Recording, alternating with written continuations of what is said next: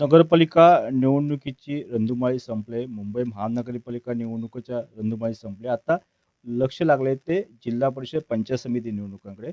मात्र चिपळूणमध्ये आपण पाहिलं तर 2 दिवसामध्ये एक मोठी घटना घडली. माजी आमदार रमेशभाई कदम यांनी पक्षाचा राजीनामा दिलाय. आपल्याबरोबर शरद पवार गटाचे तालुकाध्यक्ष मुरादभाई आडरेक आपल्याबरोबर आहेत. आपण स्वागत करतो. मुरादभाई, स्वागत आहे तुमचं. त्यानंतर आपल्याला नमस्कार. भाई शिंदे आहेत, लियाकतभाई कुटरेकर आहेत. एकंदरीत आपण जर पाहिलं त्या ठिकाणी माजी आमदार रमेशभाई कदम यांनी राजीनामा दिला, काय सांगाल? सन्माननीय रमेशभाई कदम हे आमचे नेते आहेत आणि आमचे नेते आहेत, आमचे सर्व आहेत, आमचे विशेषतः माझे राजकीय दृष्टिकोनातून गुरुवारी आहेत आणि त्यांनी राजीनामा दिला आहे. त्याच्या मागची कारणं त्यांनी त्यांच्या मुलाखतीतून त्यांच्या त्या अर्जामधून दिलेली आहे. तर त्याचा वरिष्ठ जे आमचे पक्षाचे त्यांच्या अर्जातून त्यांनी काय नेमकं दिलंय? मुळात त्यांनी पेपरला दिलंय, इलेक्ट्रॉनिक मीडियासमोर ते आले नाहीत, माध्यमासमोर आले नाहीत. नेमकं त्या अर्जामध्ये किंवा राजीनामामध्ये नेमकं काय आहे? त्यांनी ज्या गोष्टींची सूचना पक्षाकडे केली होती त्या सूचनांच्या बाबतीत काय सूचना नेमकी दिली आणि होती? सूचना म्हणजे जे पक्षामध्ये जे काय चाललेलं आहे, काय जिल्ह्यामध्ये चाललंय वातावरण जे काय पक्षामध्ये? आहे, कसं वातावरण चाललंय? त्या वातावरणाच्या बाबत त्यांनी तेथे प्रतिक्रिया दिली होती, सूचना काही दिल्या होत्या. शिवाय सन्माननीय शरद पवार साहेबांनी त्यांना जिल्हाध्यक्षपद देऊ केलं होतं आणि त्यासाठी पत्र नेण्यासाठी प्रदेश कार्यालयात बोलावलं होतं. परंतु त्या ठिकाणी काही लोकांच्या वेगळ्या पद्धतीच्या सांगण्यामुळे ते पत्र नंतर काय देतो. लोकांच्या वेगळ्यापैकी सांगण्यामुळे नेमकं कोणी सांगितलं, काय सांगितलं? त्या ठिकाणी स्पष्ट निरीक्षक बोला. निरीक्षक कणाव जे असतील किंवा जिल्हाध्यक्ष म्हणून त्या ठिकाणी असणारे जे सुरेश शेठ होते, यांच्या माध्यमातून त्या ठिकाणी एक दबावगट वेगळ्या पद्धतीनं सांगण्यासाठी गेला आणि त्यापुरतं मग आपसापसामध्ये तिथे वैर नको किंवा वाद नको म्हणून त्या दिवशी तो विषय बाळगळला आणि नंतर मग ते पत्र भाईंना देतो असं जयंत पाटील साहेबांनी सांगितलं होतं, तत्कालीन प्रदेशाध्यक्ष. त्याच्यानंतर प्रदेशाध्यक्ष बदलल्यानंतर त्वरित ते पत्र द्यायला पाहिजे होतं, परंतु तो विषय प्रलंबित झाल्यानंतर आजपर्यंत न दिल्यामुळे त्याविषयी मी देखील प्रदेशाध्यक्ष यांच्याकडे बोललो, परंतु तो विषय झाला न तिथे सन्मान्य भाईने तसा तो निर्णय नाराजीच्या माध्यमातून घेतला. असं कळतंय की कुठेतरी नगराध्यक्ष पदाला त्यांना पराभव पत्करावा लागला, त्याच्यामुळे ते कुठेतरी नाराज झालेले आहेत, असं कळते, काय सांगा? सन्मान्य भाई यांनी काही हालचाल न करता सुमारे 10 ते 11,000 मतं काय घेतली. हालचाल न करता म्हणजे हा तुमचा आरोप आहे? नाही नाही, आरोप नाही, काही हालचाल न करता इन द सेन्स ज्या पद्धतीनं नगरपालिकेला धनशक्तीचा उपयोग केला गेला आणि त्या धनशक्तीच्या याच्या कुठेतरी फेस करताना त्यामध्ये आमच्या हालचाली कमी पडल्या.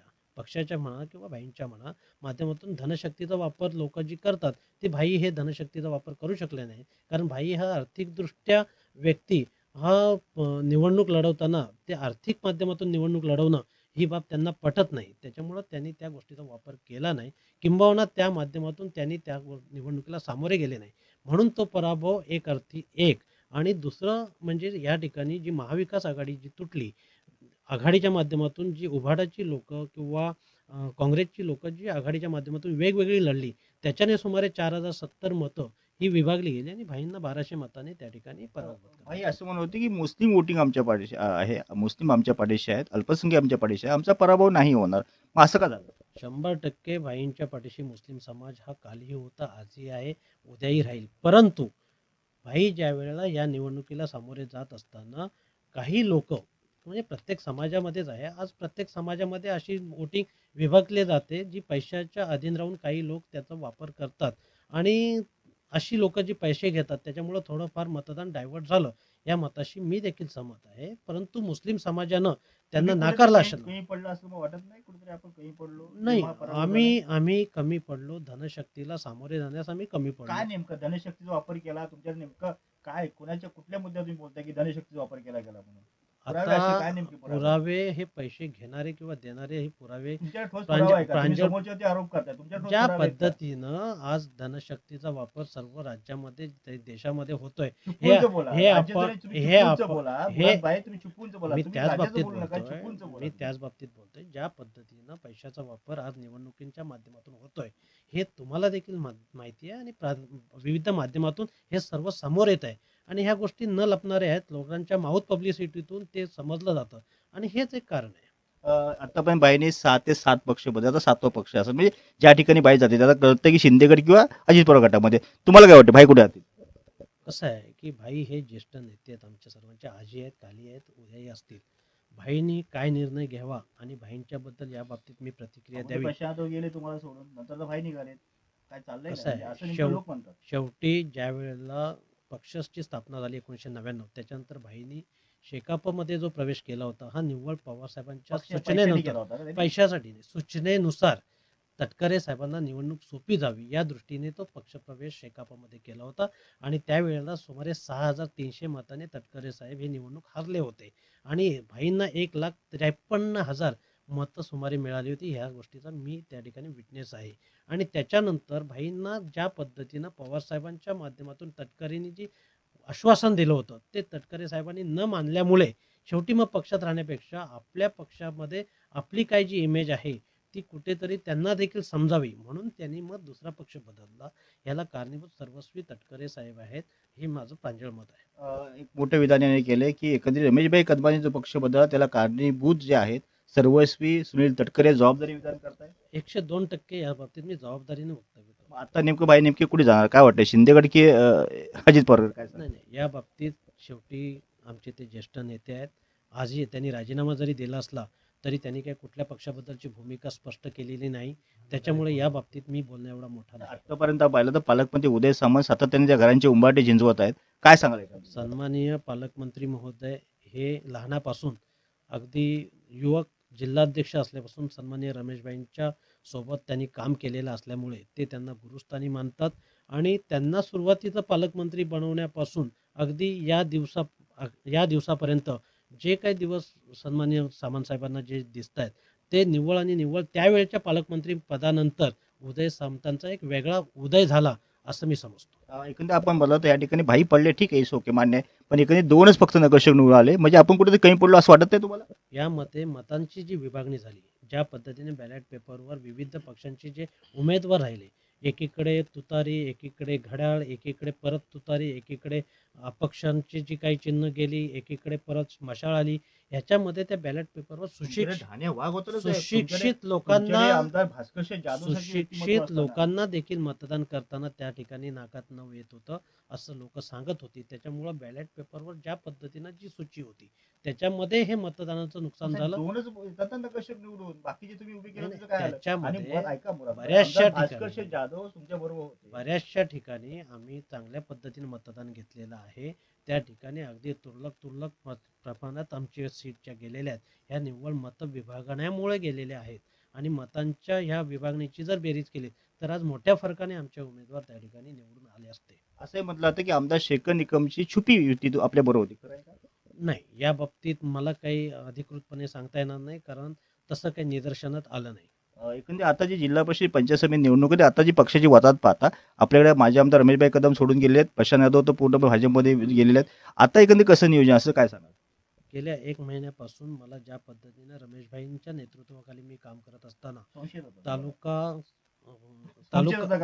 तालुका अध्यक्ष म्हणून काम करत असताना सन्माननीय भाई यांनी मला पूर्ण हे दिलं होतं की तुम्ही पंचायत समिती जिल्हा परिषदेला सर्व उमेदवार शोधा, त्यांची सूची तयार करा आणि त्यांना उमेदवारी देण्याचं हे करा आणि त्या पद्धतीने त्यांना कामाला लागण्याच्या सूचना मला दिल्या होत्या. आणि त्या पद्धतीने गेल्या 1 महिन्यापासून मी आमच्या पंचायत समिती गणाच्या आणि जिल्हा परिषद गटाच्या सर्व उमेदवारांना तशा सूचना आपण दिल्या. जिल्हा परिषद 9 पंचायत समिती गणामध्ये कशा पद्धतीने नियोजन? 9 जिल्हा परिषद गटांमध्ये आपण आपल्याकडे आत्ता 8 सीटा तयार आहेत, 8 उमेदवार आपल्याकडे तयार आहेत. आणि कोणत्याही परिस्थितीत आपण त्या जिल्हा परिषद गटाच्या आणि पंचायत समितीच्या सुमारे 15 उमेदवार माझ्याकडे तयार आहेत. आणि त्या सर्व जागांवर आपण जर का आत्ताच्या झालेल्या परिस्थितीच्या अनुसरून जर का आघाडीच्या माध्यमातून कोण जर चर्चा करत असेल तर त्यामध्ये आम्ही सहकार्याची भूमिका घेऊ. काही दिवसापूर्वी मी निश्चितपणे या ठिकाणी माझं मत व्यक्त केलं होतं की स्वबळावर आपण निवडणूक लढू. परंतु झालेली परिस्थिती आणि जर का आघाडीच्या माध्यमातून जर का पावलं उचलली जात आहेत आणि त्याच्यामध्ये योग्य तो निर्णय जर होत असेल तर नक्कीच आम्ही आघाडीच्या माध्यमातून निवडणुका लढू. आघाडी होईल असं वाटतं? जर का ज्या पद्धतीने चर्चा अजून पण आम्ही ज्या पद्धतीने चर्चा करतोय आमच्यापर्यंत कोणी त्या पद्धतीने चर्चेला आलेलं नाही. फक्त काँग्रेसवाले आमच्याकडे चर्चा करून आहेत. आम्ही त्या बाबतीत चर्चा करतोय. तुमचे बरेचसे जे कार्यकर्ते आहेत बरेचसे पदाधिकारी आहेत ते काही दिवसामध्ये शिंदे गटात जातील किंवा अजित पवार गटामध्ये जातील. अशी नेमकी परिस्थिती असताना तुम्ही नेमकं कशा पद्धती सामोरं जाल? आपल्या माहितीसाठी सांगतो, ज्या वेळेला 2022 साली काँग्रेस, राष्ट्रवादी, NCP आणि राष्ट्रवादी काँग्रेस SP चा जो उदय झाला, ज्या वेळेला सन्माननीय शेखर सर एक चांगले कार्यसम्राट आमदार चांगलं काम करत असताना देखील त्यावेळेला शरद पवार साहेबांच्या सोबत राहिलेला जो गट आहे हा विचारांना मांडणारा गट आहे, पुरोगामी विचाराचा गट आहे. आणि त्यावेळेला साहेबांनी सरांनी भाजपच्या सोबत जाण्याचा जो सत्तेमध्ये समाविष्ट होण्याचा जो निर्णय घेतला हा कदापि कोणाला मान्य नाही, आजही नाही, उद्याही नाही, परवाही नसेल. आणि त्यामुळे जो सर आता सोबत लढतात ना साहेब, सर आता सोबत आम्ही लढतात. ते आमच्या जरी गेले आम्ही असते आमच्याबद्दल बोलतोय. सर शेवटी आमदार आहेत, ते लोकप्रतिनिधी आहेत आणि लोकप्रतिनिधी म्हणून निवडणूक स्वबळावर लढणं हे त्यांचं आद्य कर्तव्य त्यांच्या ह्याच्यातून ते सादर करत आहेत. त्यांनी जो निर्णय घेतला तो योग्य नव्हता असं मला वाटतं. त्यावेळेचा त्यांनी तो जो निर्णय घेतला हा आजही लोकांना मान्य नाही. परिस्थितीचा निर्णय घेतला असेल ना नाही, त्या घेतला असेल तो त्यांचा वैयक्तिक निर्णय झाला असेल. आज आम्ही त्यांच्यासोबत नाही, त्याच्यामुळं त्या सन्माननीय आमदारांबद्दल आम्हाला बोलण्याचा अधिकार नाही. असंही म्हटलं जातंय की मुरा आडरेकरांना अजित पवार गटाकडून ऑफर आहे. नाही, मी तशा गटाच्या ऑफर वगैरे घेण्याचा संबंधच येत नाही. जर मला ऑफरच घ्यायची होती तर मी त्याच वेळेला सन्माननीय आमदारांच्या सोबत मी त्या ठिकाणी मी त्याही वेळेला मला आमदारांचं शेखर निकम साहेबांचं शरद पवार गटाला सोडून आणि भाजपच्या सोबत जाऊन बसणं हे मला पटलेलं नाही. किंबहुना माझे आणि त्यांचे संबंध अगदी चांगले आहेत, त्यांचं घरी येणं जाणं हे देखील माझ्याशी चालू असतं. परंतु ह्या निव्वळ विषयामुळे मी त्यांच्यासमोर व्यक्तिशः माझं त्यांच्यावर प्रेम किंवा तो एक व्यक्तिशः माझं सहानुभूती त्यांना नाही, पक्ष म्हणून नाही, शेखर निकम ही व्यक्ती म्हणून मला त्यांच्याबद्दल लढतायत. समजा आघाडी झाली नाही तर तुम्ही आणि एकत्र येणार का, कसं काय?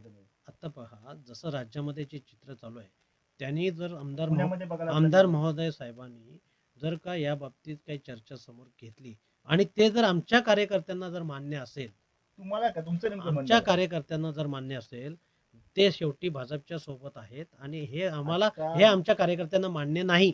त्याच्यामुळे आम्ही त्यांच्यासोबत तोपर्यंत युतीमध्ये सामील होणार नाही आघाडीमध्ये, जोपर्यंत ते भाजपच्या सोबत राज्यामध्ये आहेत. नाही, एकंदरीत आता जर समजा त्यांनी हाक मारली किंवा एखादी असं काय घटना घडल्या की बुवा चला एक साथ चले असं जर काय झालं तर शेवटी ही कार्यकर्त्यांची लढाई आहे. कार्यकर्त्यांच्या भावना लक्षात घेऊन कार्यकर्ते जर बोलले तर आम्ही एकत्रित येण्यास मला काही अडचण नाही.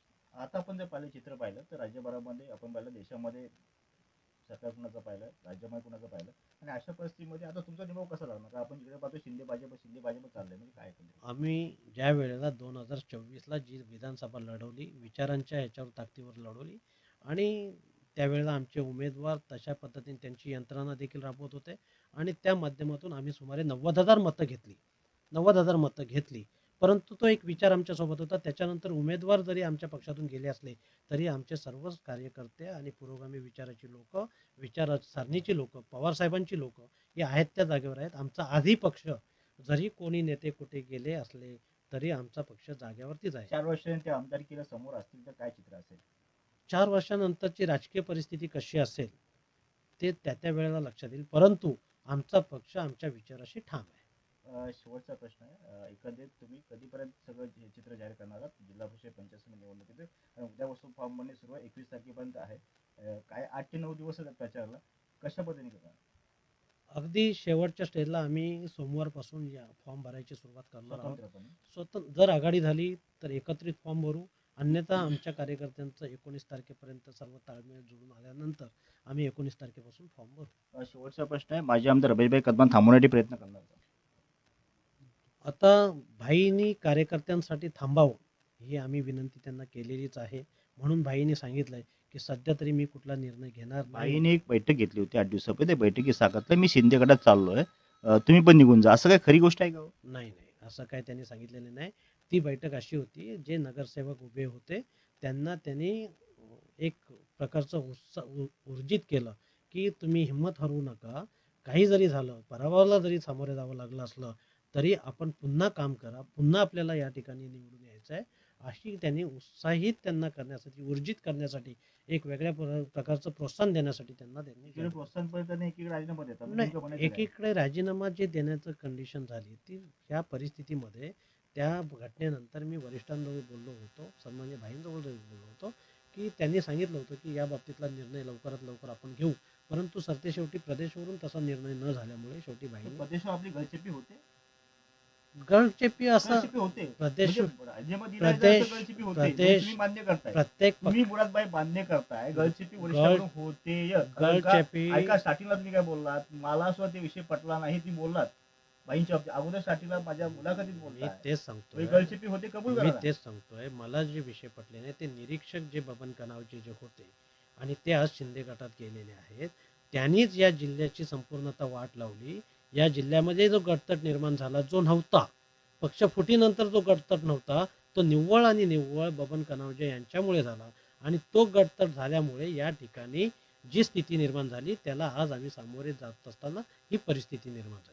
गळचिपी वरिष्ठ पातळीवर होते गळ- बबन कनावजे सोडून बबन कनावजेंनी मग जयंत पाटलांनी म्हटलं होतं ना की पत्र येतो म्हणून तो पत्र का दिला नाही त्याचनंतर ताबडतोब जयंत पाटील साहेब प्रदेशाध्यक्ष पदावरून त्या ठिकाणी शशिकांत शिंदे साहेबांना पद देण्यात आलं आणि त्याच्यानंतर त्वरित वेगवेगळ्या निवडणुका जाहीर झाल्यानंतर त्या जबाबदारीतून जात असताना या ठिकाणी त्यांच्याकडे वेळ अपुरा पडल्यामुळे त्या निर्णयावर कदाचित त्यांना शिक्कामोर्तब करता आला नाही. परंतु त्यांनी फोनवरून सांगितलं होतं की ह्या महानगरपालिका झाल्यानंतर आपण याविषयी निर्णय घेऊ.